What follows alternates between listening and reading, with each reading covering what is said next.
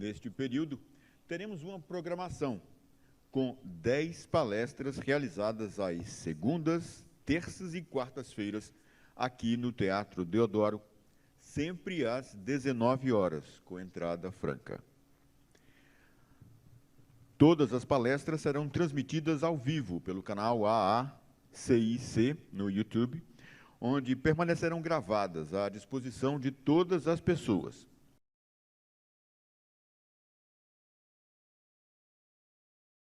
Eu pensei de estarmos pensando esse tema, que é um tema que nos assoda. Bruna lembrou muito bem, cotidianamente somos convidados a refletir sobre a violência contra a mulher, que se tornou tão normalizada, que poucas vezes nos interrogamos ou nos chocamos quando alguém é atirado de um prédio, ou é esfaqueado no meio da rua, toma um tiro do companheiro. A coisa está tão naturalizada que muitos de nós se sentem insensível frente a essa questão. O que eu vou procurar mostrar aqui é que essa violência ela está ligada realmente a essas águas que se misturam, como eu gosto de dizer, águas que vêm da África, águas que vêm do Ocidente cristão, e, obviamente, os nossos povos originários, né, todos com seus patriarcados muito bem consolidados, muito bem constituídos.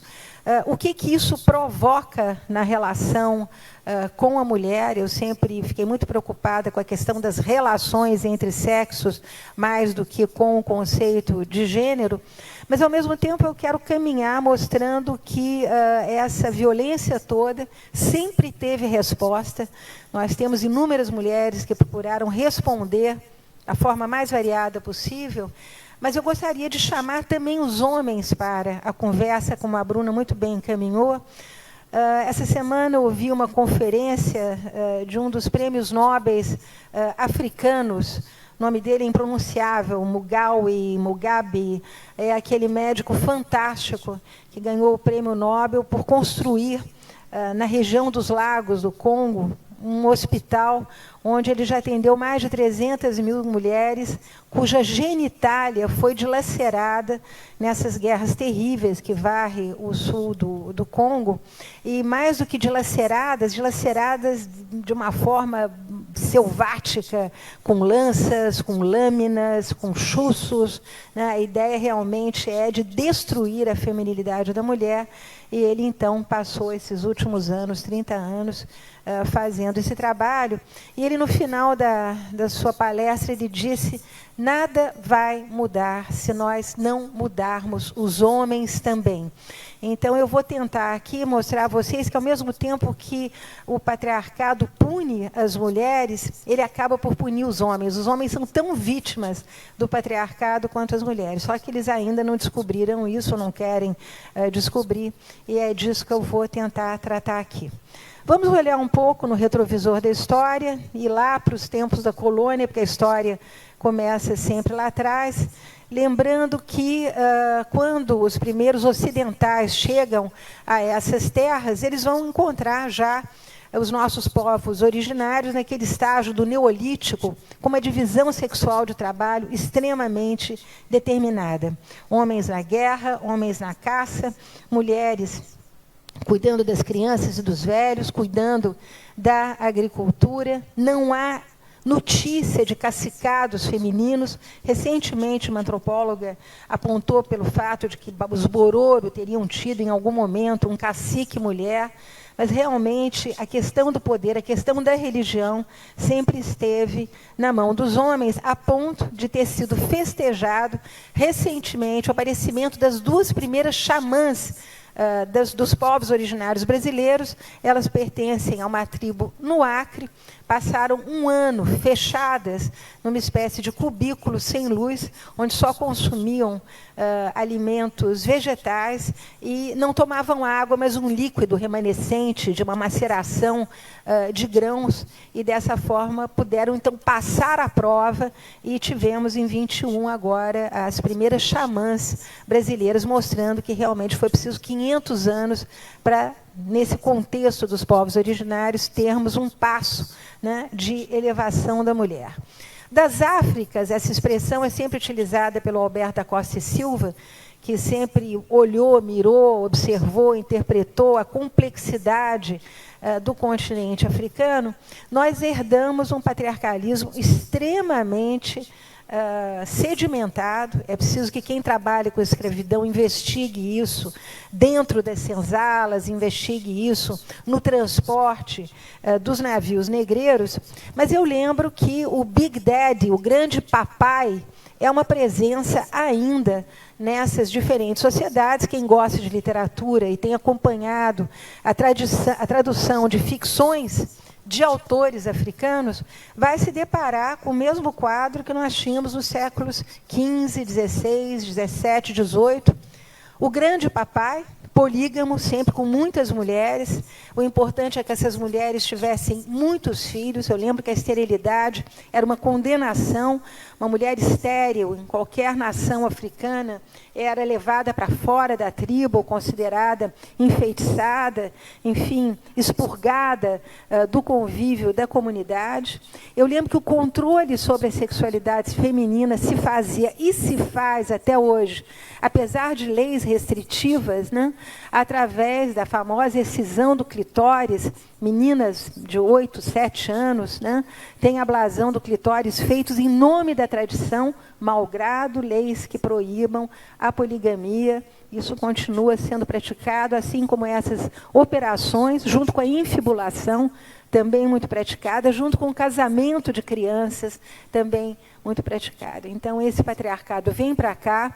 Nós temos algumas linhas de matrilinearidade que davam às mulheres essa condição que vai dar a elas, aqui no Brasil, uma enorme liberdade, que é a de comerciar. E é graças a esse comércio, que é presente na África até hoje, né? Mulheres comerciantes, mulheres donas de tendas, de pequenos comércios, de boticas, de lojinhas, que muitas alforrias foram compradas, e mobilidade social houve para mulheres negras e mestiças no passado brasileiro. Vamos falar disso. Mas agora chegando realmente a essa que é talvez a influência mais evidente e a qual recorremos quando temos que explicar a questão do feminicídio, a culpa é do patriarcado, essa que chega através do Ocidente cristão, já nos primeiros séculos de colonização, através da instalação de uma igreja católica, já sob a condução do Concílio de Trento, um concílio que está extraordinariamente preocupado com a organização das famílias, através do casamento, através de um regime de sexualidade que vai ser controlado de perto pelo confessionário, né? Eu lembro que, desde o início, Trento resolve, né, que o padre confessor será uma espécie de mediador daquele exemplo de castidade que se exige da mulher dentro do casamento. Caberá a ele admoestar a mulher, através do confessionário, que determinadas posições sexuais são proibidas. A mulher de 4, porque animaliza o ato. A mulher sobre o homem, porque foi a causa do dilúvio de Noé. Então, nós temos aí o princípio de uma normatização do uso da sexualidade que vai despir a mulher de todo o seu erotismo, condenando-a a ser aquilo que a Igreja Católica deseja, uma reprodutora, a mãe de família, a mãe, né? Essa mãe que vai atravessar aí os séculos da nossa história, a ponto da grande atriz Tônia Carreiro, uma vez interrogada por um jornalista sobre os casamentos no Brasil, responder que brasileiro gostava mesmo era de casar com a mãe. Então, nós temos aí uma espécie de longa duração dessa imagem, dessa mulher que tem poder exclusivamente através da questão da reprodução. Não preciso dizer que a esterilidade feminina, também dentro do patriarcado ocidental, severamente condenada. Temos inúmeras histórias de casamentos reais e monarquias que se dissolvem porque as mulheres não conseguem dar herdeiros ao trono, sem contar, né, também a expulsão de mulheres de família, o abandono dessas mulheres, a pecha que parou sempre sobre as mulheres solteironas, aquelas que não colocavam o seu corpo, né, nessa função de dar progenitura à família, à casa, ao país, por aí afora. E é muito interessante que, junto com toda essa organização da igreja, que vai vigorar de forma muito bem articulada, graças a visitas pastorais, fundação de bispados aqui na colônia, nós vamos ver também o aparecimento da ciência médica, que vai ecoar, né, todos esses ditames da Igreja Tridentina, provando por A mais B que a mulher era um ser inferior biologicamente, afinal de contas ela era menor do que o homem, ela tinha carnes mais moles, ela tinha ossos mais frágeis. Em suma, tanto para Lutero quanto para os pais fundadores da igreja, a mulher nada mais era do que um animal acessório, a palavra aparece repetidas vezes, né, cuja vocação era realmente a reprodução e a obediência ao marido. Além disso, muito curioso, nós vamos ver um movimento que caminha, né, ao lado dessas representações femininas que vão, de alguma maneira, se concentrando na valorização da função reprodutiva da mulher e seu papel exclusivo como mãe e esposa. Ao lado disso, nós vemos também a construção dos papéis masculinos.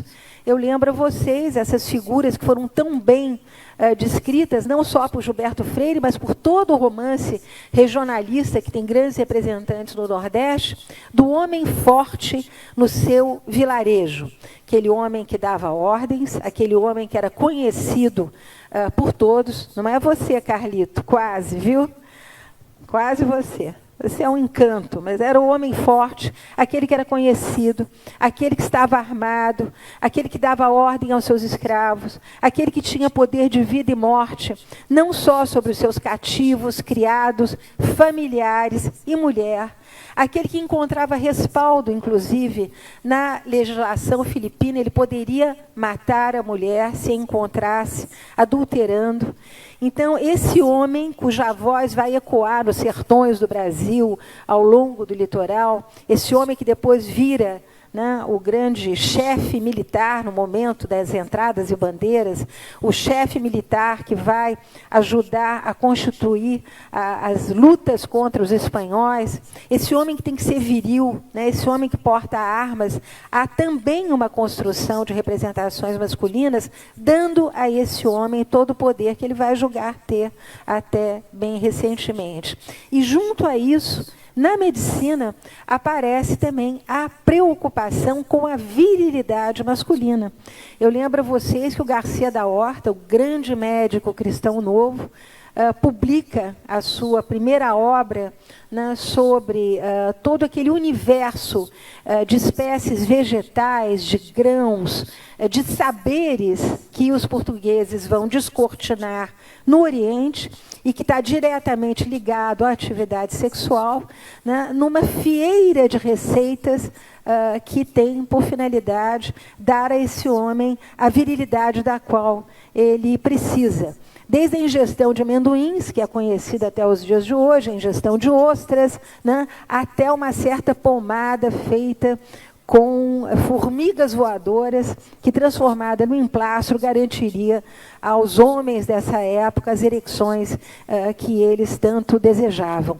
Então, essa preocupação constante com a força, com a representação da força, a obediência de todo o entorno, né, em favor desse homem, a preocupação com a virilidade e com uma palavrinha que vai acompanhar também a trajetória da violência contra a mulher, até pelo menos o famoso caso do Doca Street, aquele que mata para preservar a sua honra. A palavra honra aparece realmente com muita repetição a partir dos documentos que nós temos dos séculos XVI, XVII e XVIII.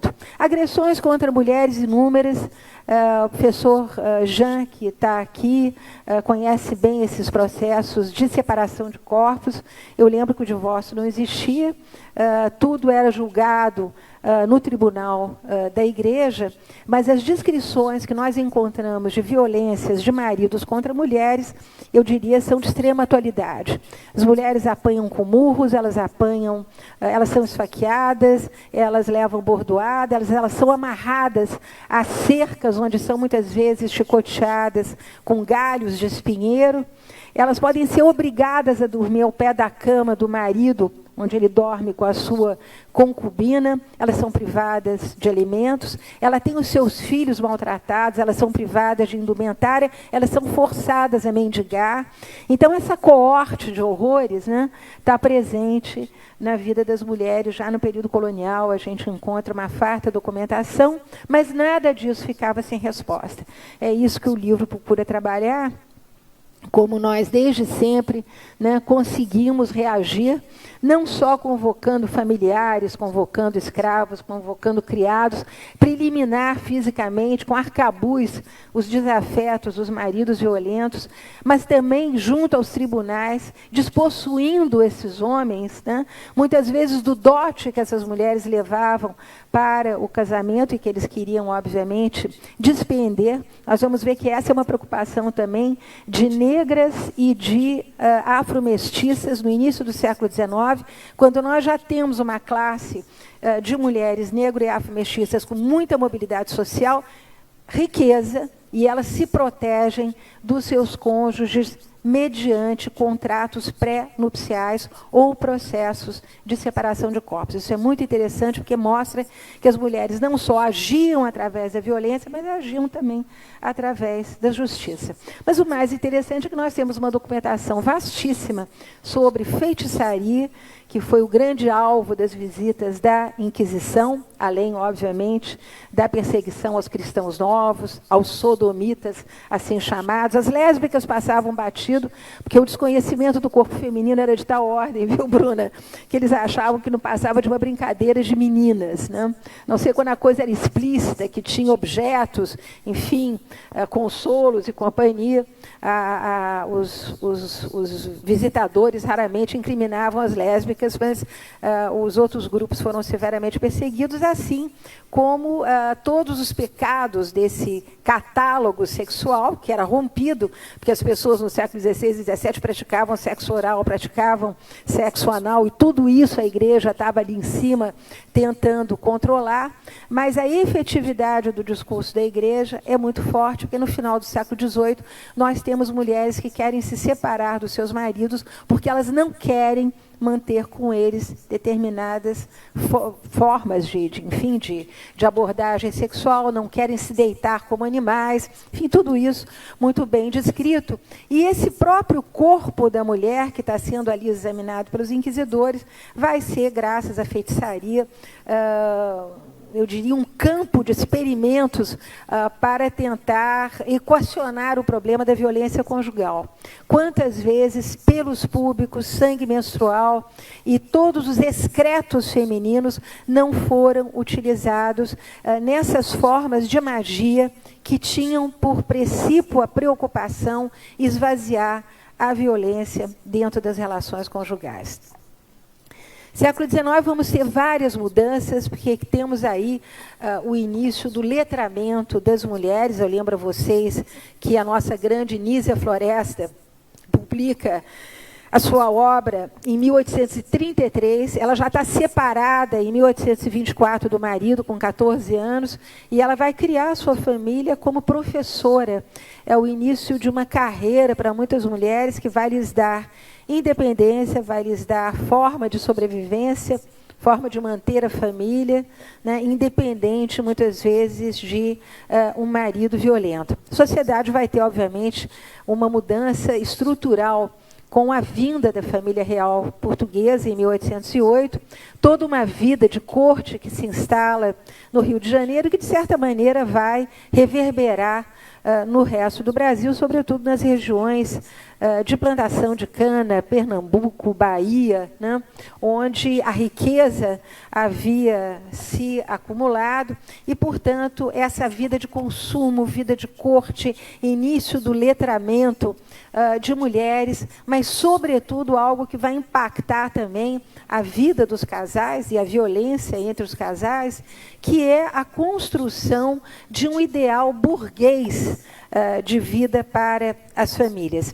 Esse ideal burguês ele vai se revelar e fica muito claro, por exemplo, em todo o romance do século XIX, né, Zé de Alencar, Macedo, né, essas heroínas que são absolutamente burguesas, que dançam em bailes, né, que aspiram ao amor romântico, mas que acabam se casando por dinheiro ou por troca de influência, ou que são negociadas, né, entre os homens. Eu me lembro sempre, talvez o exemplo mais interessante não seja nem dos romancistas do XIX, mas o grande Érico Veríssimo, no Tempo e o Vento, quando a dona Picucha olha por uma fresta da porta um homem tão velho quanto seu pai sentado ao lado dele, negociando alguma coisa, e entra uma voz de alguém que diz: você está vendo através da fresta da porta o seu futuro marido. Porque eram assim que os casamentos eram realizados. Então as mulheres ficam estioladas entre uma literatura que as convida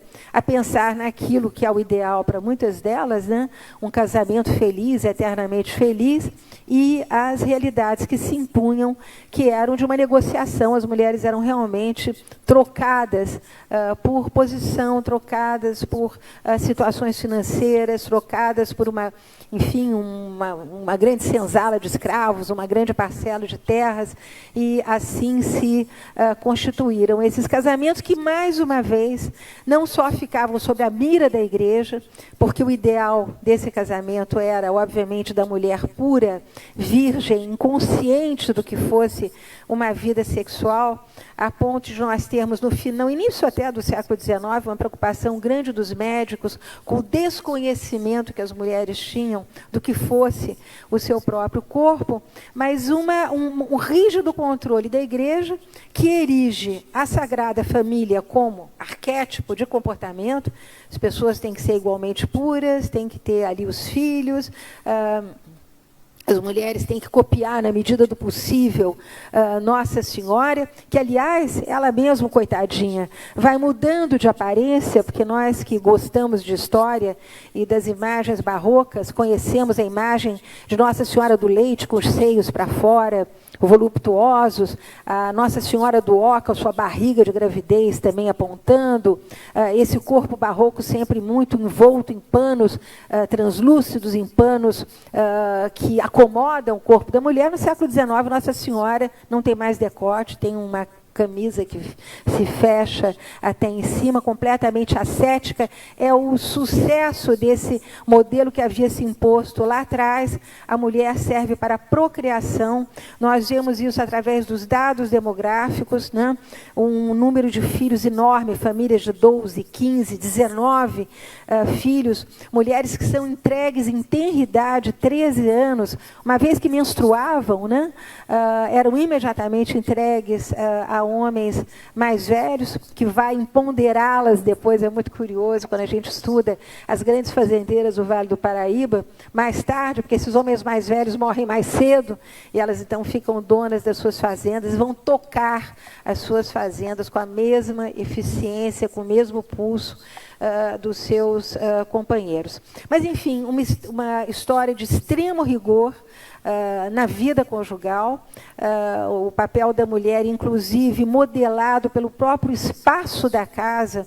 É interessante como o sobrado do século XIX agora vai determinar espaços de uso onde a mulher poderá circular, onde ela poderá exercer, então, esse papel de mãe, de dona de casa. Ela vai ter o seu boudoir, que é o lugar onde ela vai ler o romance. Ela vai ter a sala de costura, onde ela passa a maior parte do tempo, que eu lembro que essas mulheres não eram ociosas, elas estão sempre trabalhando, né? O exemplo da Condessa de Barral, da qual fiquei íntima quando escrevi a biografia, é o da senhora de engenho, que às 5 horas da manhã estava pilando café junto com as escravas, estava cortando roupa junto com as escravas, preparando remédio junto com as escravas, uma vida muito integrada entre sinhá e escrava, praticamente sem limitações, porque ela sabe também das fofocas de quem está vivendo com quem está traindo o marido, tomam banho de rio juntas. Então, a gente percebe que essa vida na fazenda também traz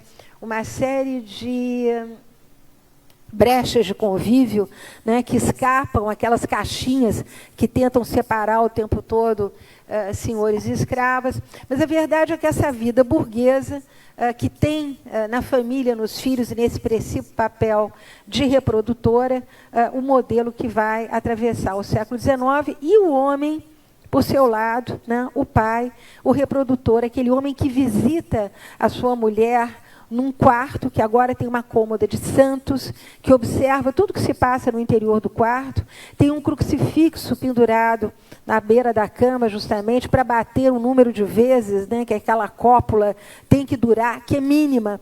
Os médicos se debruçam sobre a vida do casal, recomendando aos homens não ter muitas relações sexuais, anotá-las num caderninho de uma maneira burguesa.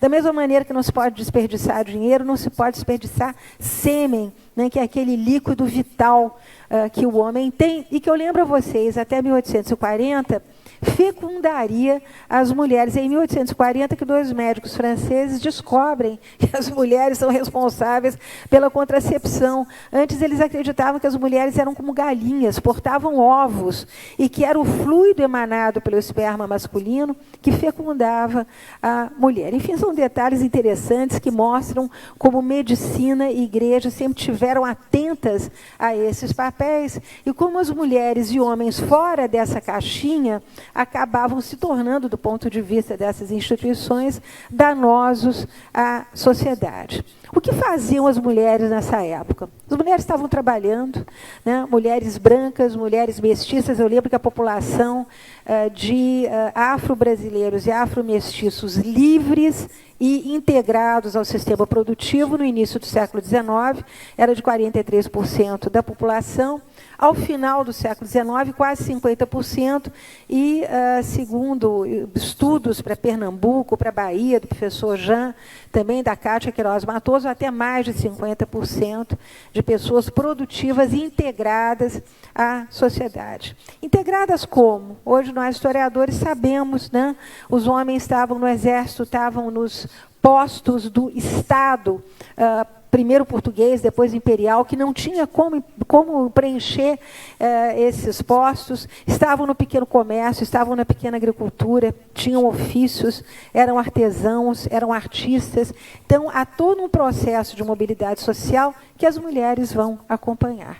Elas começam a se letrar. Eu lembro que as primeiras escolas chegam com esse movimento de abertura de portos, primeiro escolas para a elite, mas hoje nós sabemos, graças a estudo de historiadores também, que cativos, escravos, aprendem a ler, muitas vezes no interior das senzalas, muitas vezes no navio que os transportava da África para cá, muitas vezes nos próprios galpões de escravizados na África.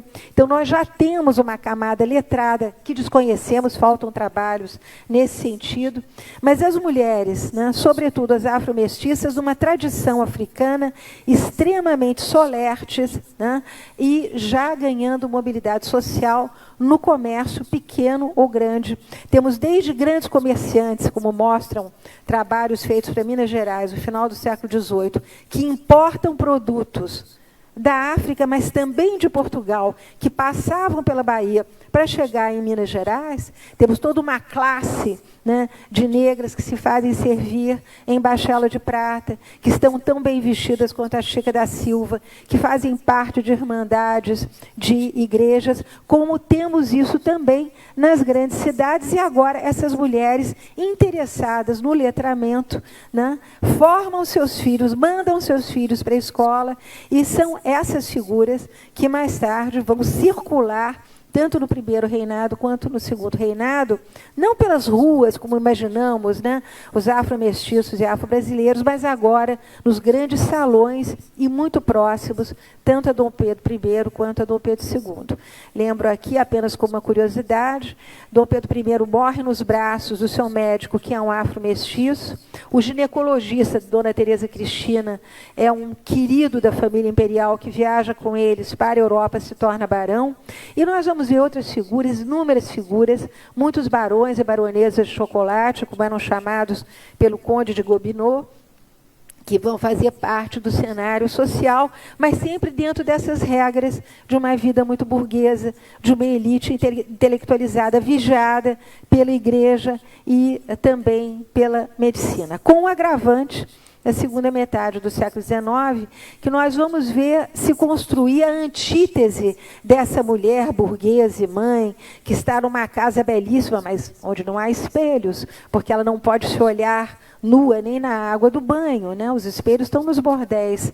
E é aí que nasce justamente a antítese dessa mãe, que é a prostituta. Agora, não mais aquela prostituição que a gente vê no período colonial, que era realizada nas casinhas ou nos zungus, onde as mulheres se ofereciam pelas ruas, mas agora uma prostituição realmente feita de um tráfico de escravas brancas, de mulheres que vêm do leste europeu, que são confundidas sempre com francesas, que são louras, né?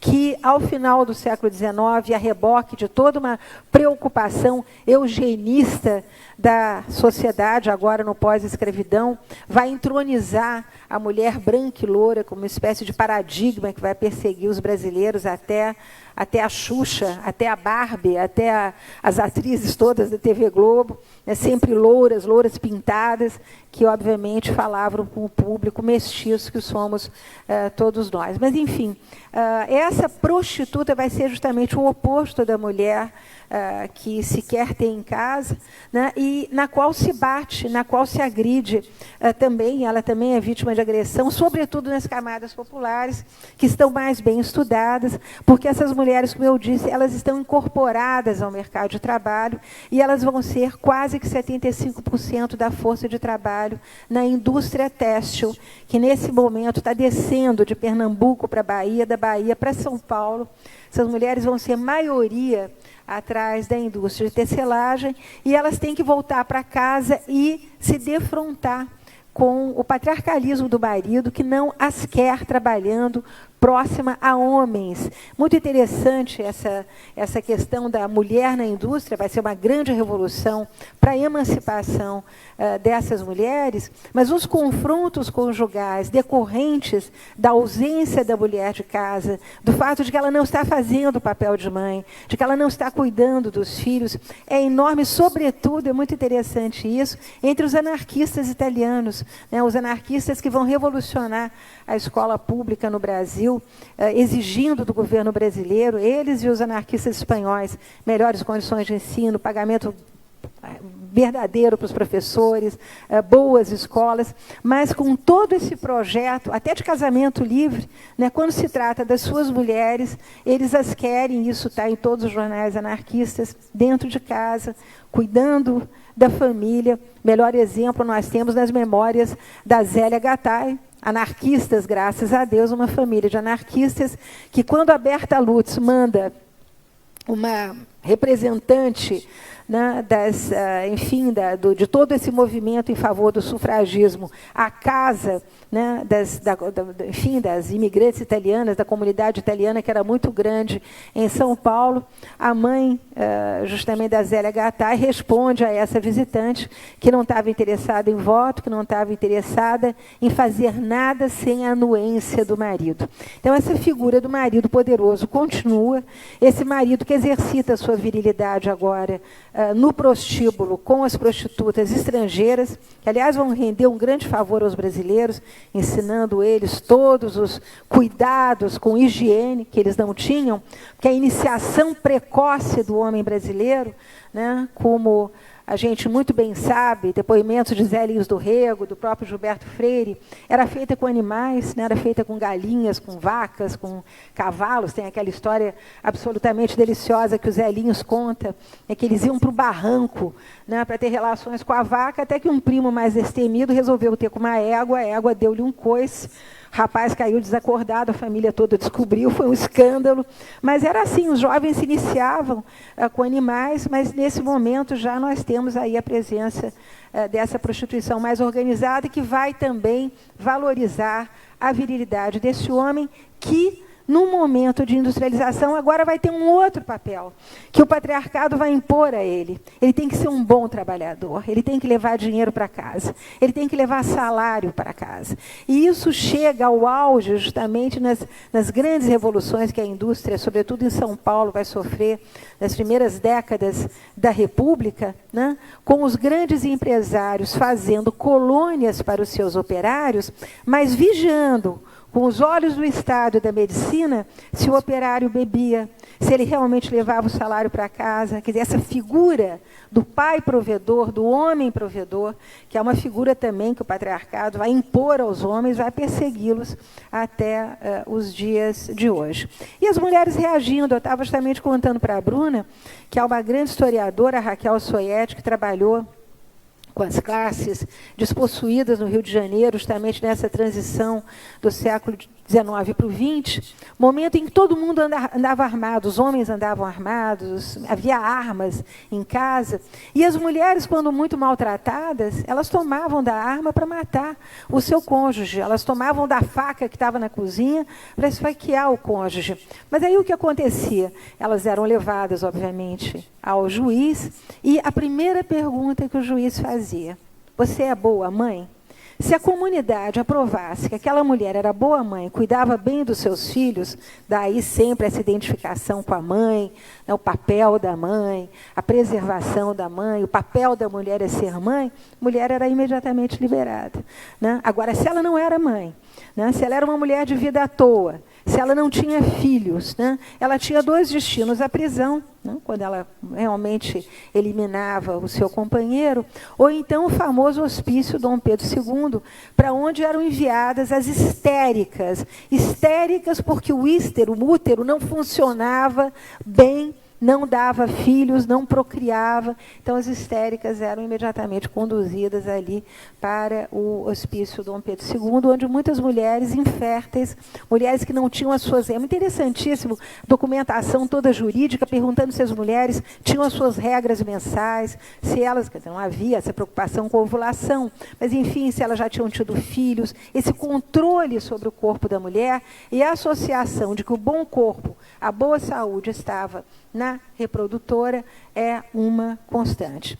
Durante o governo de Getúlio, algumas coisas interessantes acontecem.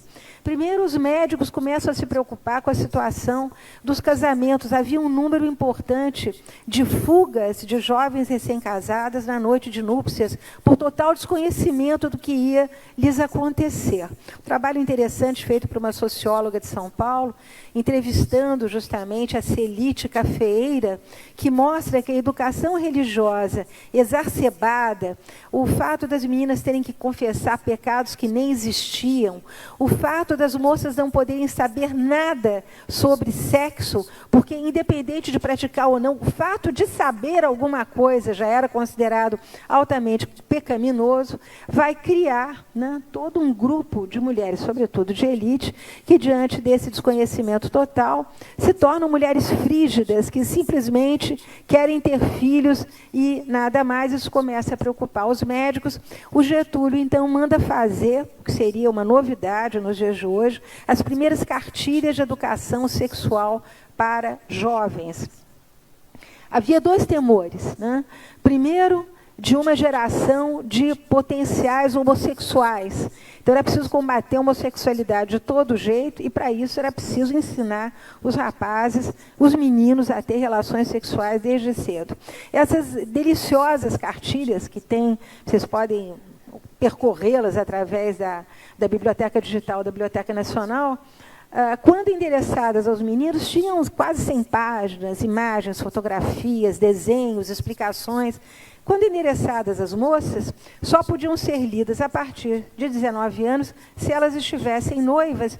E eram opúsculos de 10, 15 páginas, sem nenhuma explicação, e eivados de metáforas do tipo, quando a água do mar encontra a praia, para falar, enfim, das relações sexuais. Então, tudo mais metafórico possível, as mulheres continuavam absolutamente sem informação, a ponto de, nos anos 40 e 50, o Brasil se tornar um grande consumidor de manuais de casamento para casados, cuja preocupação justamente era fazer do marido esse potencial detentor de todos os saberes sobre a sexualidade da mulher, o professor, o iniciador, aquele que diria para a mulher até onde ela poderia ir, né, como fazer. Então, a ideia é de uma sociedade mais saudável, né, sempre mirando os casais heterossexuais, sempre combatendo as comunidades gays que existem aqui desde o período colonial. Nós temos inúmeros exemplos, tanto na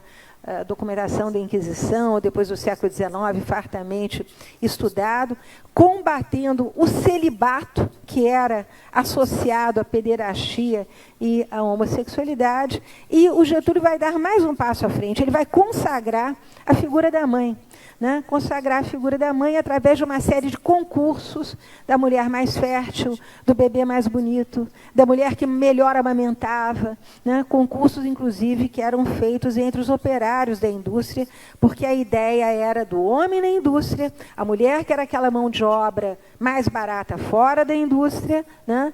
Um país entre guerras também que precisava de exército, então precisava de população, há uma preocupação enorme, né, com o crescimento demográfico do Brasil, com os vazios demográficos, uma preocupação que nós vamos ver se repetir depois, entre os militares durante a ditadura, quando a pílula chega ao Brasil. Por que pílula? O Brasil precisa ser grande, o Brasil precisa de população, então nada de pílula, também na época da ditadura. Nós continuamos com inúmeros crimes, a história da jurisprudência brasileira traz inúmeros casos, né, e nós vamos ter, inclusive, advogados que até 1940 vão invocar uma questão que eu acho muito interessante e que tem tudo a ver com a medicina do século XVIII. A medicina do século XVIII dizia que o homem era mais quente do que a mulher, que o homem era solar, a mulher era lunar, regida pelas luas, as menstruações, as gravidezes. Esse homem solar vai aparecer para o direito entre os anos 1830 e 1840, tendo explosões. Ele tem um temperamento tão quente que ele não se contém e, no momento da violência, ele chega às vias de fato. E é tudo culpa desse calor que habita o homem e que não habita as mulheres, sempre considerados seres mais frios, né? Mais calculistas, mais racionalistas no momento de perpetrar qualquer crime. Então, continuamos com crimes, exatamente, poderíamos descrever aí todo o rol de, enfim, de violências que são perpetradas contra as mulheres. E eu lembro que os anos 40 e 50, sobretudo depois da guerra, vão entronizar definitivamente a mulher nesse papel de dona de casa, de mãe de família. Basta a gente ver a imprensa feminina da época, é alguma coisa muito interessante, né? Sempre, enfim, direcionando a mulher para fazeres domésticos, para a felicidade do marido. Eu me lembro de um pequeno trecho do Jornal das Famílias, que era a leitura feminina mais lida, foi um blockbuster no Brasil, até os anos 50, até o aparecimento da revista Cláudia, nos anos 60, e eu me lembro dos 10 mandamentos para a mulher casada. Então, tinha coisas deliciosas do tipo, quando ele chegar em casa, não corra para abraçá-lo, ele está cansado. Quando ele estiver lendo o jornal, fique quieta, não interrompa essa leitura que ele faz. Quando ele estiver deitado e quiser acender um charuto na cama, não se queixe, abra a janela. Se ele quiser traí-la, feche os olhos. Afinal de contas, é do temperamento masculino trair a mulher. A gente vai ver que essa ideia da traição masculina, do homem viril que pode tudo enquanto a mulher fica em casa sendo dona de casa, vai estar presente até os anos 80, em a imprensa até muito avançada, vamos já tratar disso. Mas nós temos aí a consagração, inclusive o cinema americano. Eu lembro a vocês todos os filmes dos anos 50, sempre com casais ideais, vida de família, quer dizer, esse modelo da família burguesa com um único e preciso papel para a mulher, ele vai ser alimentado pela literatura, pelas revistas femininas, agora pelo cinema, pelo rádio. Se vocês olharem os números da revista do rádio, vocês vão ver que nós vamos ter, inclusive, uma pleiade, né, de cantoras mulheres que estão ganhando dinheiro, né, que estão se realizando, que ocupam os palcos, são nacionalmente conhecidas.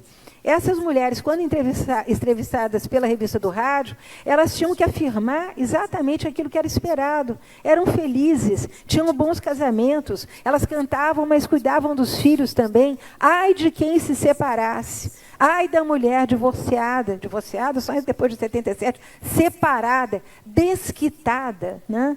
Uma mulher desquitada, muitas vezes, era a causa de expulsão dos colégios religiosos dos seus filhos. Então, sempre esse papel da mãe, que quando era quebrado, o marido, então, se permitia bater, xingar, assodar psicologicamente e até matar, se ela fosse tão infeliz que ela quisesse pular o muro.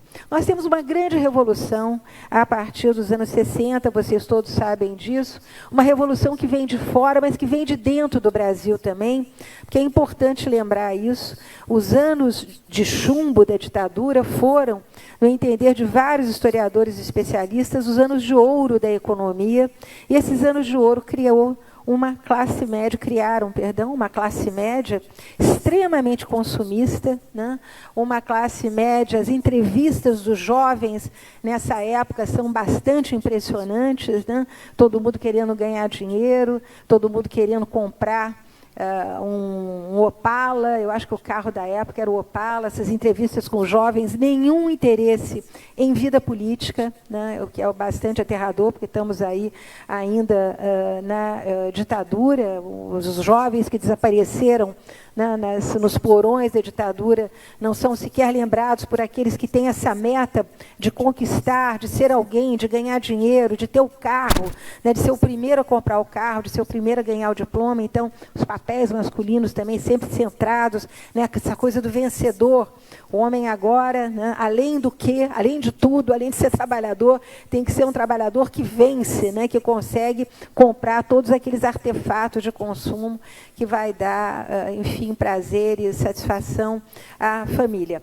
Mas a revolução sexual, ela chega com muita força, primeiro inspirada em movimentos que vêm de fora. Eu lembro os campi americanos com todo o movimento hippie, que foi muito forte. Depois, maio de 68, lemas como amai-vos uns sobre os outros. Depois, gradativamente, esse Brasil consumidor, esse Brasil de classe média, que a gente não conhece bem até hoje, que se espanta, né, quando vê elegendo o conservadorismo, mas é uma gente que tá vindo lá de trás. Esse Brasil conservador que está correndo atrás de bens materiais, ele vai assistir a Malu Mulher, né, ele vai ouvir músicas com letras cantadas por homens e mulheres que falam da independência da mulher, falam que a mulher pode gozar, falam que a mulher pode ir para a noite. Nós vamos ver também que há uma explosão de juventude nesse Brasil dos anos 60 e 70, inundando as praias, fazendo esportes radicais, indo para a balada, consumindo maconha, cheirando coca. Quer dizer, há uma transformação de mores, de valores no Brasil, e o pater famílias em casa sempre controlando ou, de alguma maneira, punindo esses filhos que fogem ao padrão oficial. Mas Inês é morta, as revoluções vieram para ficar, sobretudo com uma entrada massiva de mulheres no mercado de trabalho. Eu lembro que as estatais, nessa época, contratavam centenas de milhares de secretárias, de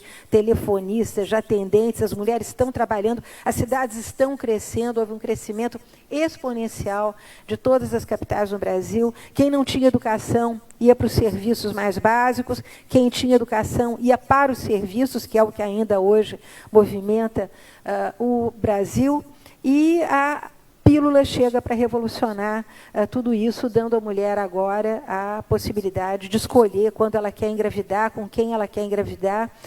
É o fim daquela famosa história do menino que só casava com a menina virgem. Interessante a gente acompanhar isso nos jornais da época, nas revistas, a importância da virgindade, que começa a perder, né, o seu brilho a partir dos anos 60 e 70, e todo o movimento estudantil, as universidades, ampliando agora o rol de escolhas, ninguém precisa casar com um amigo do papai, pode casar com quem quiser. Essa foi uma revolução que veio para ficar. Eu lembro que a pílula, quando chega ao Brasil, é imediatamente confundida com um projeto americano de esterilização dos países pobres da América Latina, sofre muita resistência. Há uma grande discussão dentro do governo militar se deveria-se ou não liberar a pílula, porque o importante é fazer o Brasil grande, fazer o Brasil crescer, preencher justamente esses vazios demográficos. Muito interessante que as mulheres que são as maiores beneficiadas com a pílula reagem, e aí a gente vê como o conservadorismo estava muito latente ainda nos anos 70, quando a pílula é democratizada. Há mulheres que dizem, numa entrevista da Veja, mas como que eu vou tomar a pílula? Afinal de contas, eu, quando tenho relações com meu marido, é para ter filhos. Então, a gente sente que essa mentalidade ainda está muito arraigada, e frente à explosão dos anos 70, com balada, com esporte, com praia, com biquíni, né, com palavrões, me lembro sempre do Nelson Rodrigues, completamente chocado com o número de palavrões que a Leila Diniz falava, toda a campanha do Nelson Rodrigues contra a mulher de biquíni, porque o Nelson Rodrigues era do tempo que uma mulher tinha que ser despida, né, pelo olhar masculino, e a mulher de biquíni estava ali nua, não valia nada, era uma mulher invisível. Então, tem textos realmente muito saborosos que mostram justamente essa mudança que nós estamos assistindo, mas eu diria que o grande problema veio com a AIDS nos anos 80, que vai simplesmente botar uma placa de chumbo em cima de toda essa liberdade, uma liberdade que foi, inclusive, recebida a balas, porque são justamente nesses anos 80, um pouco antes da chegada da AIDS, que nós temos os grandes assassinatos que vão encher as páginas de jornal, né, o mais conhecido, sem dúvida nenhuma, aquele que foi, enfim, protagonizado pelo Doca Street, que no primeiro julgamento foi aplaudido por um séquito de mulheres que foi lá, enfim, parabenizá-lo por ter matado a Ângela Diniz, que, afinal de contas, estava o traindo com um amigo, o traindo com mulheres.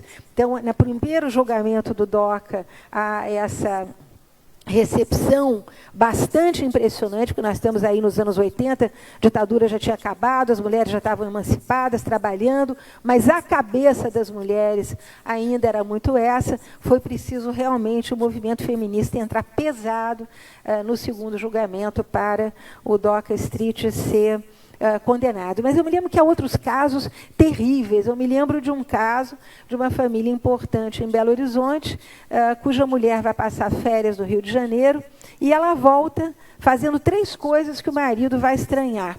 Ela volta usando biquíni, o que era absolutamente proibido, ela volta fumando, o que era igualmente proibido, e ela volta assistindo Malu Mulher, que era um seriado, na época, com a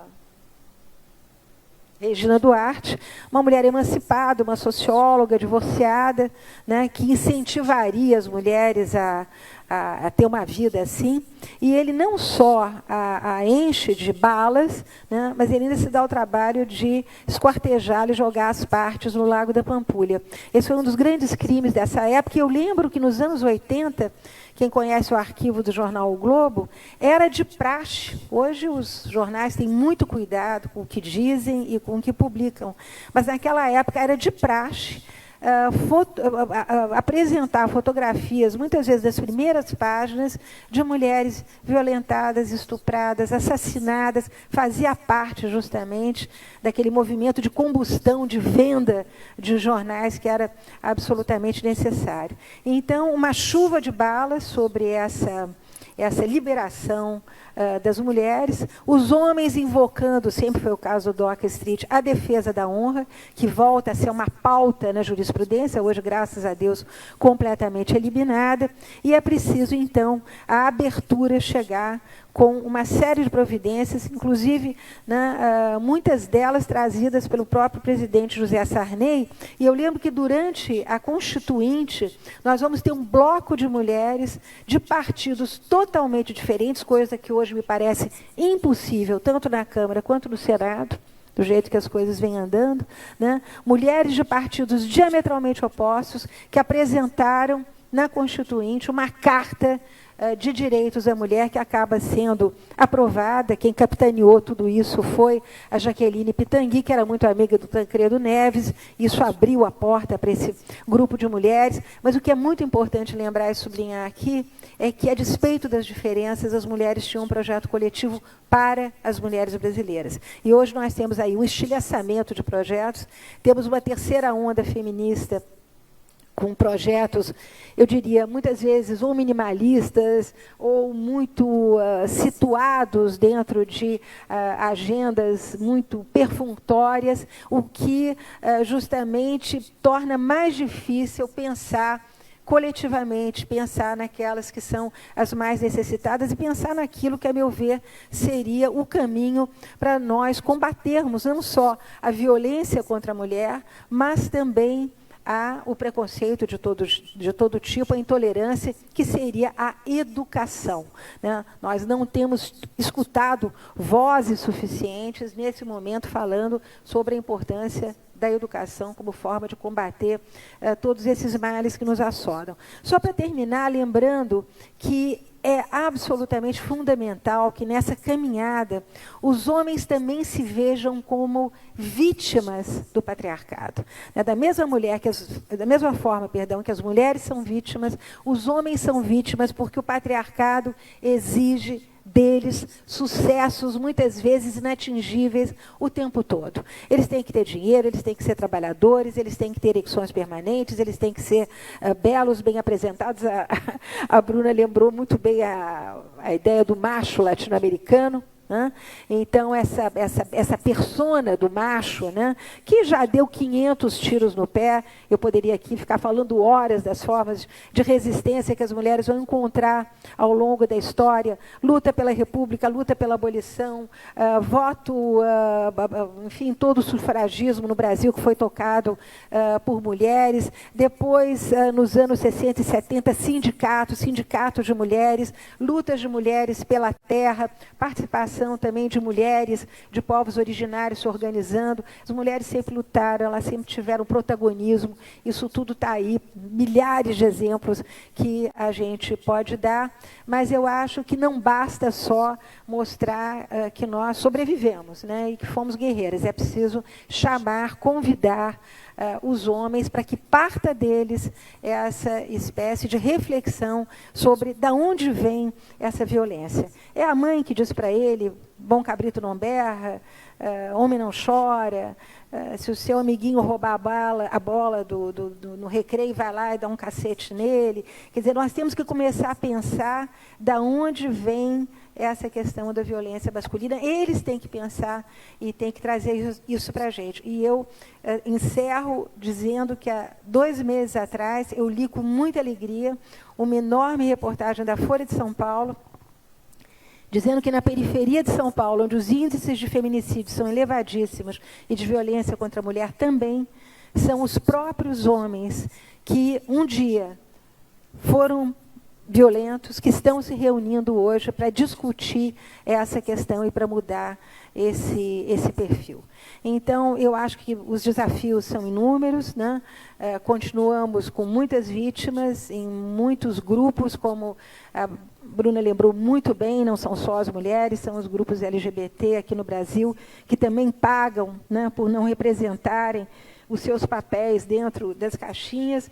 Mas eu acho que as transformações são irreversíveis. Na sociedade brasileira, apesar de todos os problemas de desigualdade que está enfrentando, pandemia, crise econômica, eu acho que a gente vem progredindo, e enquanto houverem pessoas interessadas em falar desse assunto, significa que ainda temos um pouco de fôlego, né?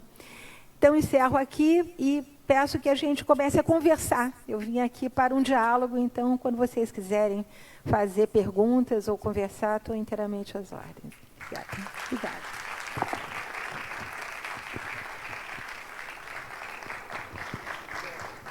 Muitíssimo obrigada, Mary. Vamos lá, né? Vamos colocar luz nessa plateia, gente. Produção, me ajudem. Gostaria de ver melhor vocês. Já temos uma pergunta. A gente vai abrir as perguntas nesse momento. tanto para vocês quanto para o pessoal de casa também que está assistindo a gente. Tem algum microfone que pode circular aqui para o pessoal, gente? Ou não? Tá, a gente tenta ouvir, é isso? Não, Bruno, eu dou o meu para o Carlito e a gente... Pronto, Não vai vamos lá, Carlito. Você está pertinho, eu acho que eu consigo te escutar. Obrigada. Não merece. Alô. Bom, eu aqui, muita gente me conhece, talvez eu seja o mais velho daqui, 81 anos, então vou dar um depoimento, essa que é a verdade. Quando eu era jovem, assim, comecei a namorar, então eu fui criado num mundo muito machista, essa que é a verdade, nos anos 50. Então, a namorada, para a gente namorar, pegava na mão só depois de uma semana de namoro, dava um beijo só depois de 3 meses de namoro, eram essas coisas, e claro que não transava.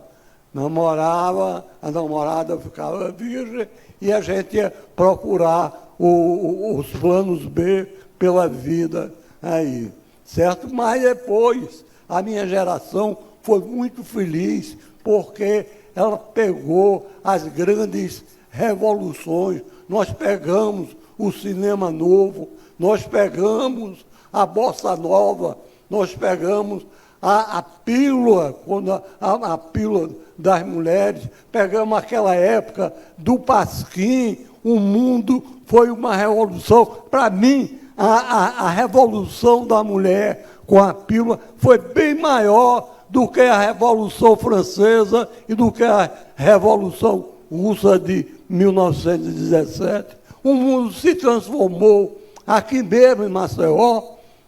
O Edson Bezerra, fizeram um bar, restaurante na praia, chamado Zinga Bar, que para mim é o ponto marcante da evolução das mulheres aqui em Maceió, que antes desse bar, as mulheres só iam a aniversário de 15 anos ou a festa em casa dos outros.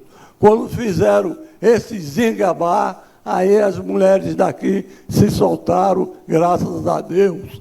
Como também os festivais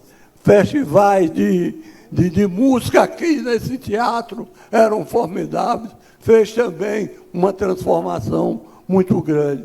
Então, o que eu acho é que hoje o mundo é muito menos hipócrita do que era antes. Eu acho que houve uma evolução muito boa nesse sentido. Essa aí é a verdade.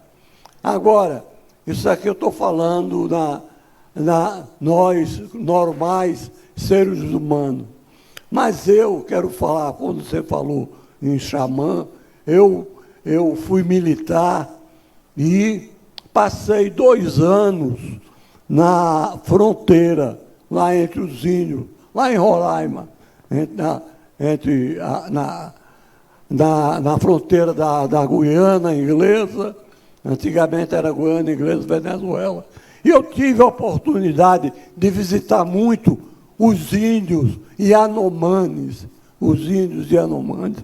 Eu fiquei assustado, foi com o patriarcalismo que existia lá com os índios. Eu, um nordestino, de cabeça que é um pouco machista, então achei aquela coisa excepcional.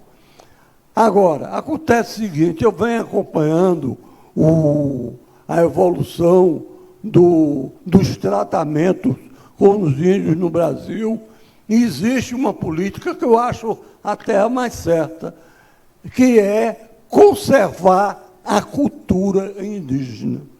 Aí eu fiquei até assustado quando você disse que lá no Acre já tem a xamã, não é? 2 xamãs.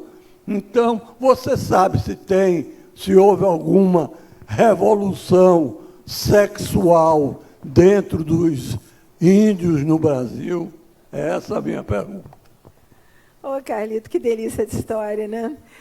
Alguém já disse que a memória transporta a história transporta a memória. Quer dizer, como as memórias são importantes. Você sabe disso, eu usei seu livro de memórias, que eu recomendo a todo mundo. Os livros do Carlito são sensacionais. Não sei. Aliás, eu faço sempre uma distinção entre história e antropologia. Eu não sou antropóloga. E o que eu sei sobre as nossas nações autóctones é realmente mínimo, mas isso realmente me chamou a atenção, porque chamou a atenção de vários grupos feministas, finalmente, uma barreira do patriarcado indígena quebrado com a consagração dessas duas mulheres que agora podem invocar seus deuses, podem se nutrir dessas ervas mágicas e se transportar no tempo, enfim, parece que foi uma conquista muito importante. Agora, eu quero lembrar a você que, justamente na época do seu bar e da Bossa Nova, né, a gente ouvia o Vinícius de Moraes cantar uma música aqui que todo mundo conhece, Se Você Quer Ser Minha Namorada, e se você prestar bem atenção nessa música, você vai ver que ainda nos tempos da Bossa Nova, havia uma enorme diferença entre aquela namorada, aquela coisinha toda linda, toda minha, pequenininha, que falava devagarzinho, e a mulher para valer. E ele acaba dando, o próprio Vinícius, que a gente sabe, né, que foi tão fogoso, teve tantos casamentos, ele acaba dando um destino cruel para a mulher, para valer, aquela mulher que vai para a cama. Quer dizer, a namoradinha não vai para a cama, mas a mulher, para valer, depois acaba no silêncio de nós dois. Quer dizer, ela é condenada, coitada. Ela não vai justamente usufruir das benesses da namoradinha que acaba se casando de véu e grinalda, fazendo um casamento burguês e fazendo o papel que a Bossa Nova esperava, né, das moças. Quer dizer, você falou muito bem, é um momento de uma grande hipocrisia, né, em que vários véus vão caindo. Eu me lembro sempre da revolução que a revista Cláudia fez nesses anos, com os artigos da Carmen da Silva, que era uma mulher absolutamente sensacional, em que ela dizia para as mulheres, ela escrevia dizendo, parem de ser bonecas, né? Vão tratar das suas vidas, vão caminhar com as suas próprias pernas, deixem para trás esse modelo de bonequinha em casa, que era o modelo que muitas mulheres ainda almejavam. Uma das coisas que mais me chocou quando eu trabalhei com a revista Manchete, os arquivos da Manchete da revista Veja, é que nos anos 80, quanta água já tinha passado debaixo da ponte, né? Foi feita uma espécie de grande inquérito nacional sobre o que desejavam as mulheres, né? E a pergunta era, você prefere caminhar com as próprias pernas ou você quer ser objeto sexual de homem? E 90% respondia, nos anos 80, que queria ser objeto sexual de homem. E eu lembro que revistas avançadas dos anos 80, como a revista Ele e Ela, que nasce para esses casais descolados que estão ali aparecendo no meio do consumo, no meio da revolução sexual, depois virou uma revista pornográfica, mas ela nasce nessa época como uma revista para esses casais, com aconselhamentos, né, mulheres sempre vestidas de pantera na capa. E aí é muito interessante, porque eles reificam todos os papéis que já vinham de séculos. Você podia trabalhar, você podia ser bonitona, você tinha que fazer ginástica, você tinha, com tudo isso, receber um marido para um jantar à luz de velas, perfumada. A mulher não podia trair nunca, a fidelidade era uma característica feminina. Os homens, graças ao seu instinto animal, teriam essa liberdade. Então, anos 80, nós ainda temos, como você bem disse, esses retratos da hipocrisia brasileira, as mulheres querendo ser objeto sexual e os homens com a liberdade para dar vazão ao seu instinto animal. E eu acho que isso só veio mudar realmente a partir dos anos 2000, há uma grande revolução, eu diria até filosófica, né? É o momento em que o hedonismo, o individualismo entram na pauta da filosofia, das ciências humanas, e as redes sociais vão transformar o mundo. Não há qualquer dúvida que o papel das redes e da tecnologia vão mudar definitivamente. A Bruna fez questão de lembrar isso, a importância hoje das redes, até na não melhor organização de projetos coletivos, na divisão desses projetos. Me lembro sempre da música dos Beatles, né? Come Together, vamos juntos. Nos anos 70 e 80, a ideia era vamos juntos, vamos mudar o mundo juntos. Né? E foi justamente essa geração que fez a Revolução Sexual, que fez a Revolução das Ideias, que fez a Revolução Política. Mas hoje nós não vamos juntos a lugar nenhum. Hoje estamos cada qual isolado no seu canto, do seu grupinho, fazendo o seu projetinho e sem uma dimensão de um projeto maior, que é para as comunidades, que é para a sociedade e que é para o próximo Brasil. Né? Então, obrigada, Carlito, obrigada pelo seu depoimento. Me parece que tem uns papeizinhos rodando por aí, não é isso? Já chegou algum por aqui, para a gente facilitar, então? Ela também quer falar, tá? Eu trouxe 2 livros para sortear, né, que estão com a Silvana. Não sei onde é que estão, mas a ideia depois é sortear pelo número das cadeiras. Ah, tá, ok. Tá ótimo. Obrigada. Tá ok. Mary, tem uma pergunta do Lucas, talvez? É isso? A senhora acredita que a vida política nacional, com mulheres assumindo a chefia de Estado na colônia, Império e na nova República, modificou a imagem das mulheres na vida privada? Olha, Lucas, eu acho que as mulheres na vida privada sempre tiveram um papel de chefia, né? Sobretudo porque o Brasil, desde o período colonial, tem essa emblemática situação de mulheres chefes de família. No período colonial, porque havia uma circulação muito grande de homens, né? Durante o Império, porque a burguesia consolida esse papel, e no século XX, por conta de tudo que eu já contei. Eu acho que nós temos um déficit enorme de representatividade de mulheres na vida política. A pergunta que não quer calar é por que as mulheres não querem fazer política? Quer dizer, elas sabem que uma saia não significa grandes mudanças. Nós tivemos aí um exemplo recente, não só no Brasil, mas em outros países. Eu tenho a impressão que, salvo a Angela Merkel, é difícil nós pensarmos... Minto, tem uma presidente, se não me engano, na Gâmbia, na África, que é uma mulher também extremamente ativa, mas no resto do mundo, usar saias não significou absolutamente uma grande mudança na vida política. Muito pelo contrário, as mulheres acabaram se enrolando com os mesmos problemas dos partidos políticos, de corrupção e de compra de votos e tudo mais que você quiser. Eu acho que nós não vamos mudar, digamos, significativamente grande coisa. Existe todo esse movimento, que é um movimento social, que está se fazendo independente de articulações ou de projetos políticos. Mas eu acho que, se nós quisermos realmente uma grande mudança nesse país, é preciso que se pense prioritariamente em educação. Né? E educação para mulheres pobres. O trabalho que a Bruna faz, por exemplo, é um trabalho que realmente modifica a realidade das pessoas. É preciso que mais trabalhos desses sejam feitos e que haja realmente um compromisso formal dessa política horrorosa que nós temos nesse país. Para mim, eu digo sempre, Brasília é um laboratório de répteis. Eu não consigo imaginar nenhuma imagem mais significativa. Mas é preciso realmente nós termos lideranças nacionais que pensem prioritariamente em educação. Agora, novamente, as pessoas votam na educação ou nós vivemos naquilo que, a meu ver, um dos maiores sociólogos brasileiros do momento, que é o Leonardo Avritzer, né, chama de familismo patrimonial, ou seja, você me dá alguma coisa que eu voto em você. Né? Nós sabemos que essa é uma velhíssima herança da qual não estamos conseguindo nos descartar e que continua se sobrepondo à ideia de elegermos alguém que realmente tem educação como prioridade. Maravilha. Mais alguém? Aqui mais um papelzinho. E sugiro que seja agora de autoria de mulher. Por favor, vamos exercitar, né, a nossa idade. Tivemos 2 rapazes, mais um. Gostaria de uma mulher. E já leio esse. Algum, gente? Ela já levantou a mão ali. Você quer escrever ou quer falar? Eu botei a máscara porque ele não usou.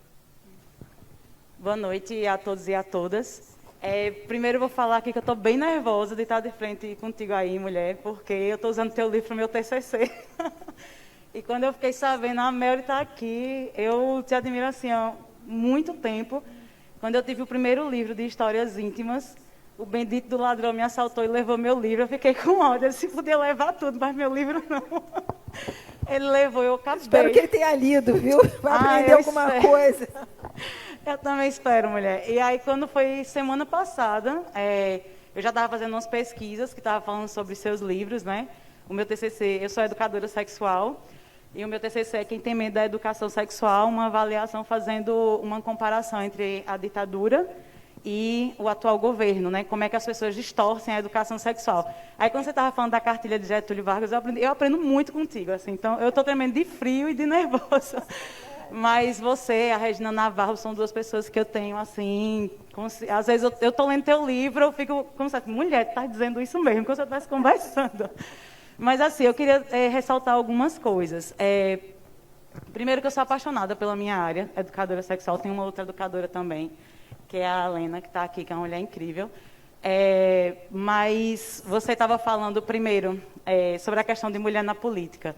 A gente pratica política todos os dias, né? Mas quando a gente vai pensar na política brasileira, da gente assumir um partido, apesar do que está a moda de não ter o partido, né? Fulano sem partido. Mas, assim, assumir um partido também dá medo, né? Porque, às vezes, você assume, você quer entrar na política para você falar por uma população, e aí você olha para determinados partidos e você faz, tá, mas será que essas pessoas estão abraçando a causa ou só está fazendo marketing político? A questão da violência de gênero político também é dolorosa. Recentemente, a gente teve o caso de uma parlamentar que o cara se invocou com ela, tira o microfone dela e fica todo mundo parado. Então, assim, isso dá medo também. A gente briga para ter o espaço, mas eu acho que a gente vai envelhecendo, vai lutando. Eu trabalho com causas sociais, acho que desde da barriga, porque a minha história já é de pobreza, né? Não vou contar aqui lamentações, ao contrário, eu vou contar vitórias. E a minha mãe, para que eu não morresse de fome, me deu para uma outra família na qual eu fui muito amada. Então, eu tive raízes que me faziam olhar para o social, e não para dentro de mim apenas. A outra questão que você falou sobre as pessoas como ela de fazerem projetos importantes, no meu caso, eu atualmente estou com uma instituição chamada CREM, que inclusive tem a Gineco de lá também, que faz um trabalho incrível aqui, a Paula. E eu tenho um apelido que se chama Camisinha Influencer. Inclusive, eu trouxe preservativo para todo mundo, que brilha no escuro, de café, enfim, para me ajudar a salvar vidas. E lá no Vergel, a gente está fazendo uma coisa assim que é surreal. Eu me ofereci no CREM para levar a educação sexual para a população, porque eu já trabalho com população de rua. Inclusive, o Carlito foi uma das... Não sei se ele lembra de mim, Milka. Nem me apresentei, né, gente? Sou Milka Freitas. E o Carlito, foi uma das primeiras pessoas que me deu a oportunidade na Flimad de levar a educação sexual para uma festa literária, né, Carlito? E eu fiquei bem nervosa, porque eu fazia o quadro com canetinha, né? E canetinha machista, né? E aí ele deu essa oportunidade. E lá vou finalizar, mas é porque realmente eu preciso dizer isso. Lá no Vergel, que é uma das maiores comunidades que a gente tem aqui, a gente chamava as pessoas para ir para a instituição para ouvir esse bate-papo sobre autoestima, sobre saúde sexual, sobre não violência, essas coisas. E aí a gente estava vendo que tinha uma adesão das mulheres. Aí eu cheguei para o pessoal e disse assim, eu quero falar com os homens. E aí eu fui para dentro, porque para as mulheres já tem muita gente falando. E não adianta a gente proteger a nós e a gente não conversar com eles. Porque a gente só está viciando o ciclo, assim, tá. Se a gente não conversa com a criança e com o adolescente, às vezes a criança dá um tapinha na cara da mãe, dá um tapa na cara da criança, da irmã e diz, é bonitinho. Não, não é. É uma brincadeira que pode ser totalmente descartada. E aí, para finalizar esse trabalho da gente, eu, em parceria com a empresa Prudence e DKT, que trabalha com planejamento familiar e prevenção às ISTs, a gente distribuiu no Vergel quase 14 mil preservativos de graça, da melhor qualidade. Conseguimos 400 DIUs, aliás, acho que 500, entre 400 e 500 DIUs de graça para as mulheres. E fora que a adesão da comunidade do Vergel é incrível, porque as pessoas, tanto os homens quanto as mulheres, estão indo até a instituição para pregar esses preservativos, ou seja, é o trabalho de educação sexual dentro da comunidade, distribuição de preservativos e planejamento familiar. E o melhor disso tudo, as pessoas entenderam para que serve a educação sexual. Então, eu sei que eu estou me estendendo, Mas eu precisava aproveitar a oportunidade de você estar aqui, primeiro para parabenizar e agradecer por você compartilhar seus conhecimentos. Eu sei das pessoas importantes que estão aqui, não vou pagar de doida, eu sei quem está aqui. E eu queria muito falar para vocês entenderem que existem trabalhos como esse e que Alagoas pode sair na frente com o trabalho da educação sexual. Eu estou trabalhando com uma comunidade que é enorme, gente. E a gente está vendo resultados. Certo que a gente vê uns embalagens de preservativos pelo chão, mas a gente fica feliz todo mundo. Então, eu queria aproveitar para que vocês conheçam isso. O CREM, o meu trabalho como educadora sexual, já tem 9 anos. E é isso. Muito obrigada pela oportunidade. Desculpa, Bruno, ter me estendido, mas gente, eu não sei quando é que eu vou encontrar ela. Um apoio maravilhoso para todos nós. Querida, para você, que beleza. É isso, a gente tem que mudar o mundo a partir da nossa pequena realidade, né? Os grandes projetos muitas vezes esvoram, mas a gente começa ali no pequeno, eu digo sempre, aliás, em histórias íntimas eu discuto exatamente isso, como a gente pode mudar a partir das coisas pequenas, mudar dentro da família, mudar na comunidade, e nós temos canais hoje, temos que aproveitar esses canais, né?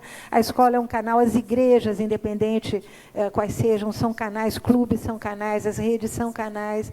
Então, eu acho que o seu projeto é um projeto magnífico, parabéns, gostaria de visitar o seu projeto a próxima vez que eu vier. Você merece todo o apoio, quem puder dar, pelo amor de Deus, vamos registrar isso. E é isso que nós temos que fazer, é dessa forma que vamos conseguir, até responder ao colega lá atrás.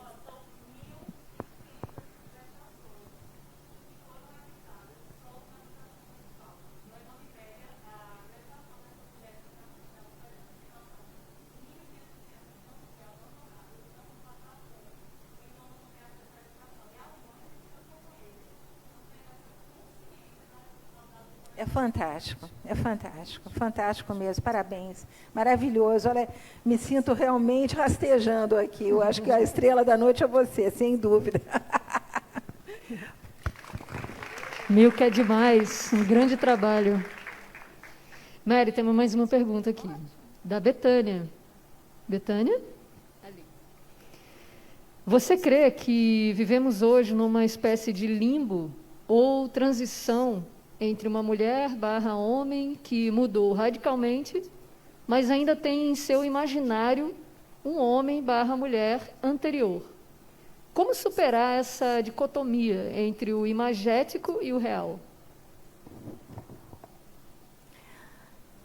Eu acho que nós vivemos, em todas as épocas, muito estioladas por isso que os historiadores chamam de entrelaçamento de tempos. Quer dizer, nós sempre estamos vivendo uma realidade, mas temos nas nossas costas aquelas heranças que foram deixadas pelos avós, pelos pais, né? É que se chama de cultura. Então, nós temos essa cultura que se nos cola à pele e que muitas vezes não nos permite abraçar causas mais radicais, dar passos mais corajosos. Eu acho que todos nós vivemos muito nessa... somos muito solicitados por tempos históricos diferentes. O que eu acho importante hoje é que nós temos muito mais apoio do que tivemos no passado.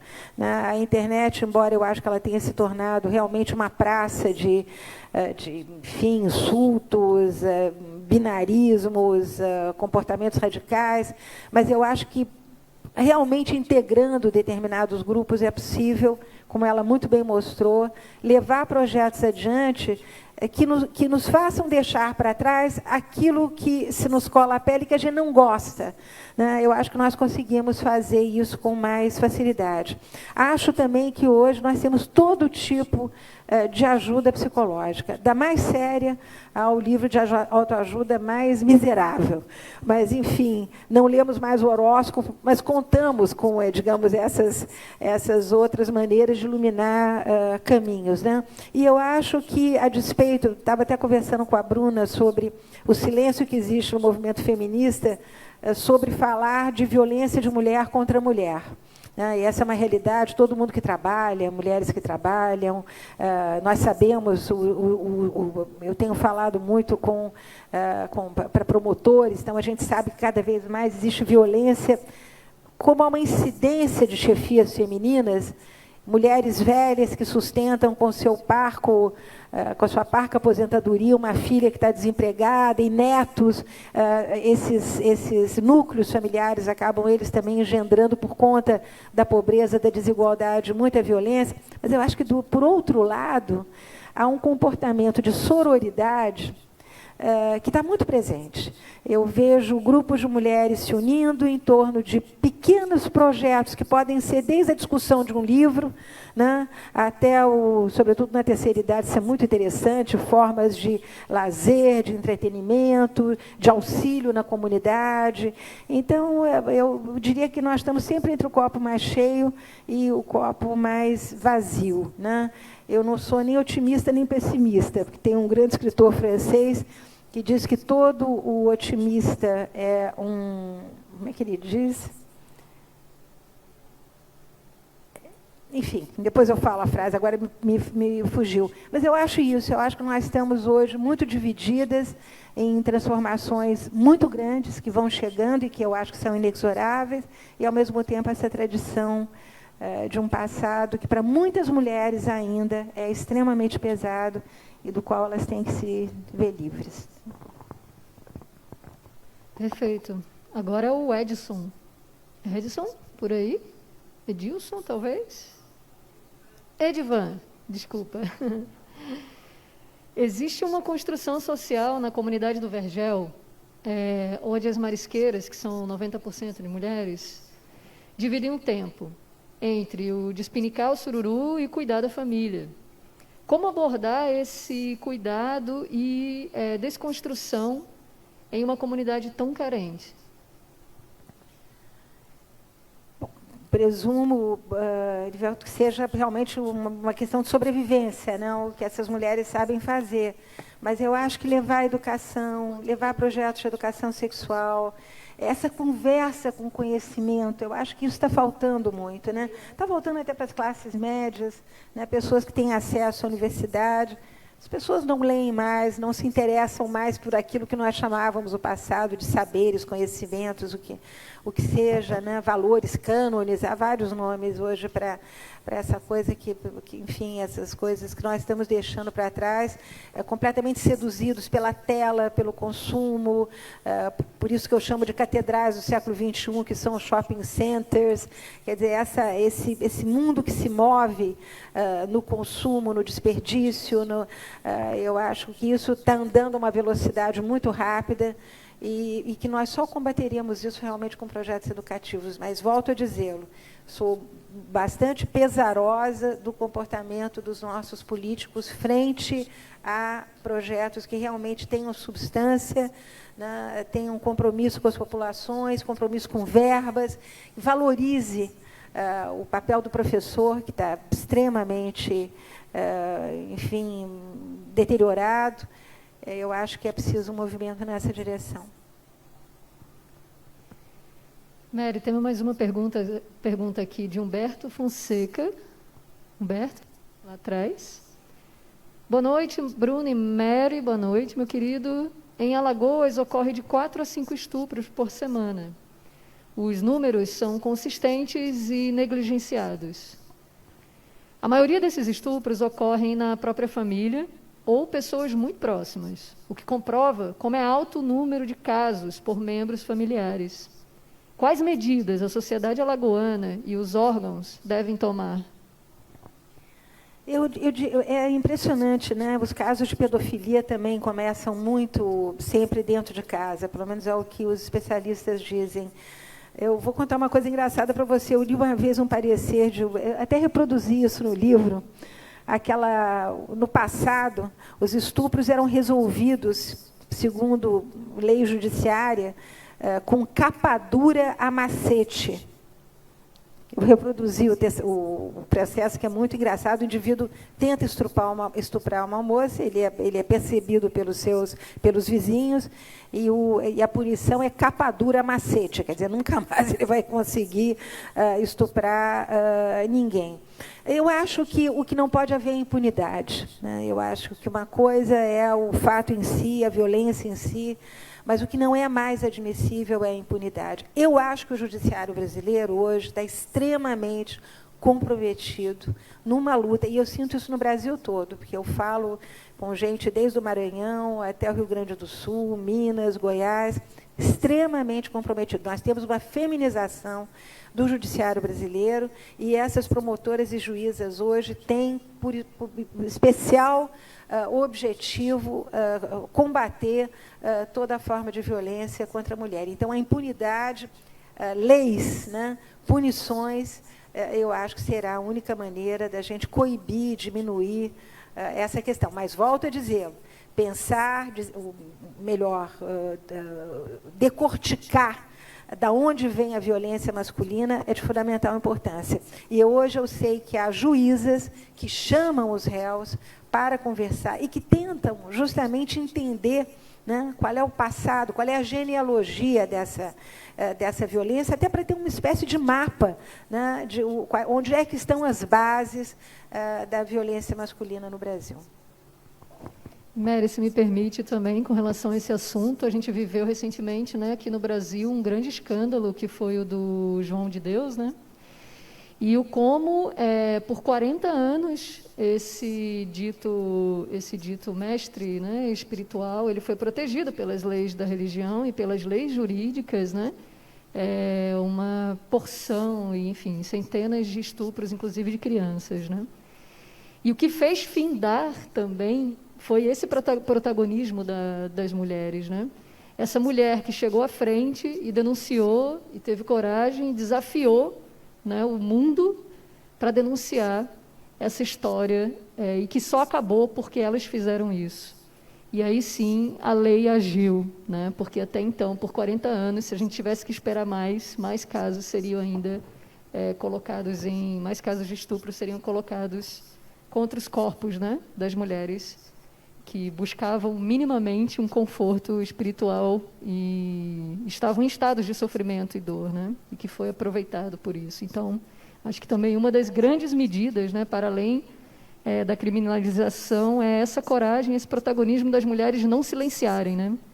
Porque o silêncio nunca nos protegeu. Mas vamos lá. Mais uma pergunta aqui de Camila Lima. Eu vou ficar apenas com essas 3. Eu não sei se tem mais alguma pergunta por aí, mas a gente já está finalizando esse momento, porque a gente ainda vai ter a distribuição do livro? Sim? Você vai me dar 2 números, de 1 a 50. Ah, é? Aí, você Pronto. que vai dar. Eu trouxe um livro também de Isis Florescer, que também pode entrar ali no bolo. Isis Florescer é uma autora transfeminista nossa, aqui alagoana, que está aí também para a roda, viu? Camila, onde você está? Aqui. Com o acesso à informação da atualidade, muitas pessoas abriram os olhos para os problemas do patriarcado. Porém, homens, mesmo sabendo dos desafios enfrentados, fecham os olhos, devido aos benefícios que se sobressaem em uma sociedade machista.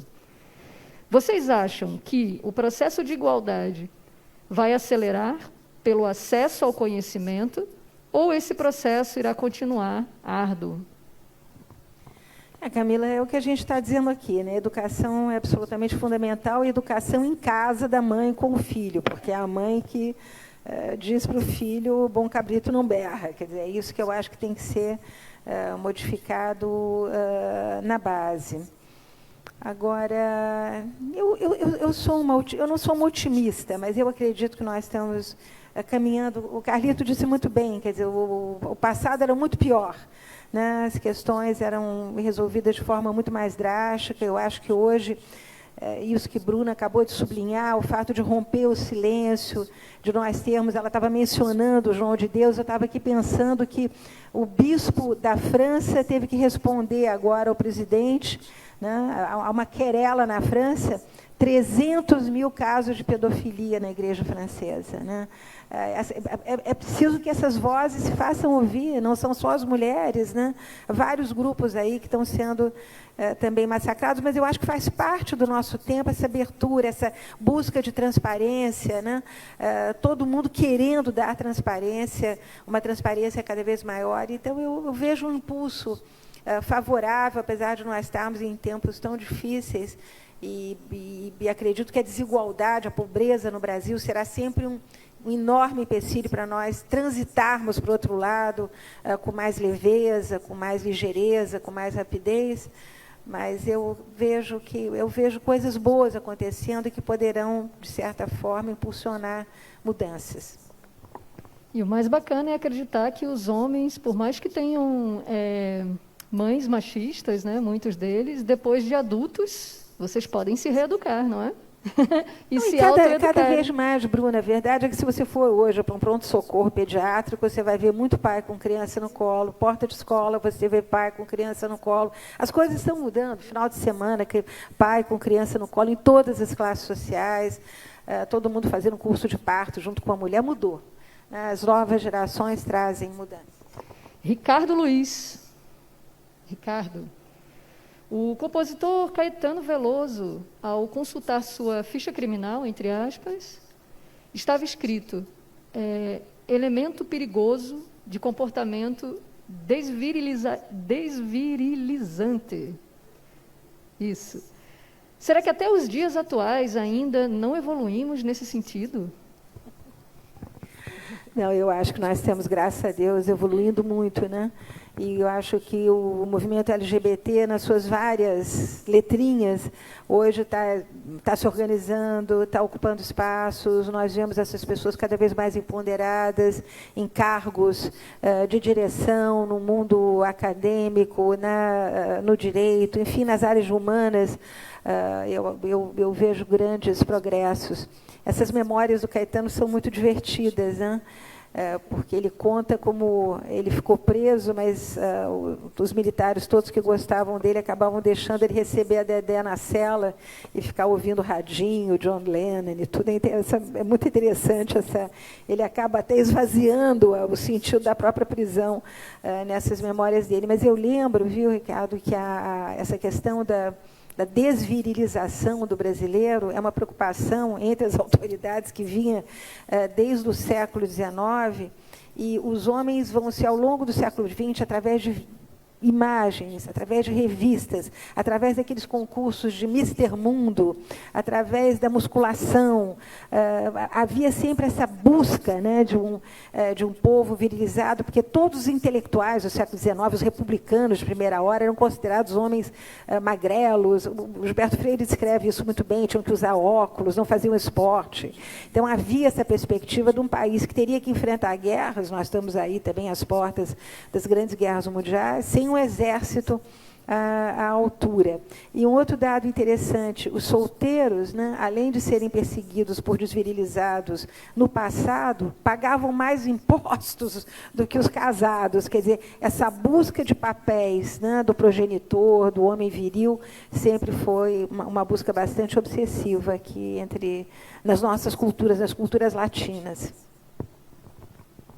Estamos chegando ao fim com uma penúltima pergunta de Paula Vilela. Paula? Como explicar o acesso tão dificultoso à laqueadura? Mesmo sendo um desejo da mulher e da sociedade que haja um controle de natalidade de populações carentes para a diminuição da pobreza e o empoderamento da mulher, podendo trabalhar com outras coisas além de cuidar dos filhos. Não à toa surgiu agora esse problema, né? Que as coisas estavam relativamente sob controle, Paula. Pelo menos lá na região rural onde eu moro, a laqueadura era bastante facilitada. Mas nesse governo em especial, esse tema veio à baila, né? Como enterrou-se definitivamente qualquer debate sobre aborto. Então, tudo que diz respeito à questão a questão reprodutiva ganhou novamente os ares que tinha certamente no século XIX, infelizmente. Por fim, a última pergunta de Ângela. Aonde? Aqui, Ângela. Eu adorei essa pergunta, inclusive, vamos fechar com chave de ouro aqui, viu, Mary? Evoluímos e lutamos muito para termos direitos e lugar de fala. Como você vê mulheres sendo antifeministas? Toda a tolerância do mundo, viu, Ângela? Acho que tem que ter para tudo. Eu lamento muito, né? Eu me lembro que, mesmo dentro de alguns movimentos religiosos, quer dizer, me lembro daquela filha da Baby Consuelo, fez um movimento grande dentro de um grupo religioso, né? As cachorras contra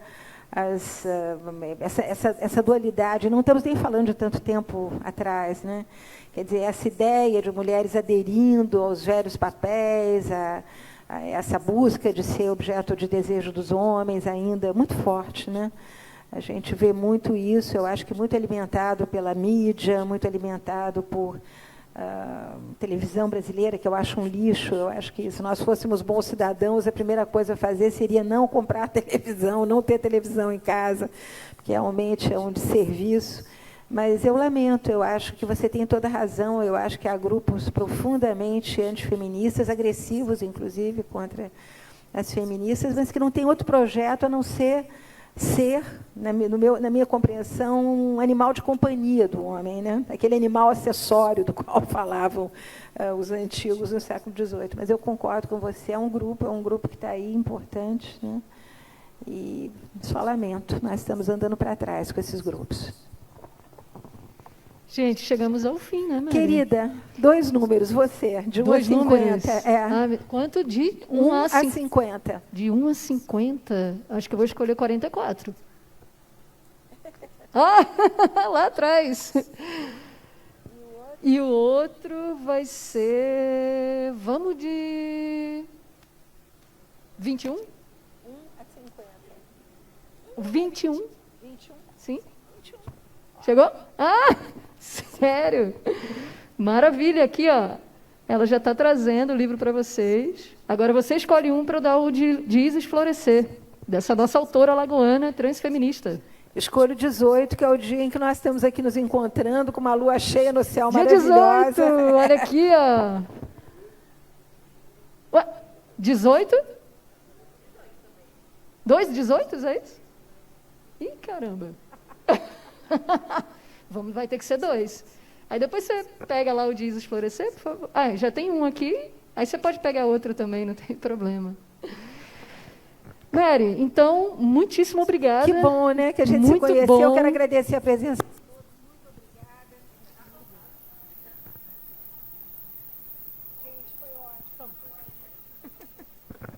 Adoro Alagoas, apesar da Bruna ter apresentado Alagoas assim como um estado um pouco debilitado. Eu quero dizer a vocês que eu acho que tem tanta coisa maravilhosa aqui, a começar por vocês, que estão aqui trabalhando, que gostam de conversar e que têm projetos tão maravilhosos quanto o da nossa educadora sexual.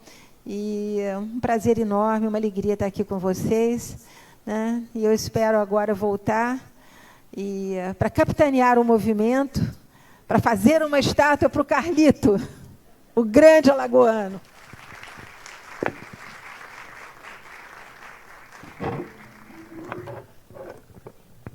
Agradecemos a presença de todas e todos.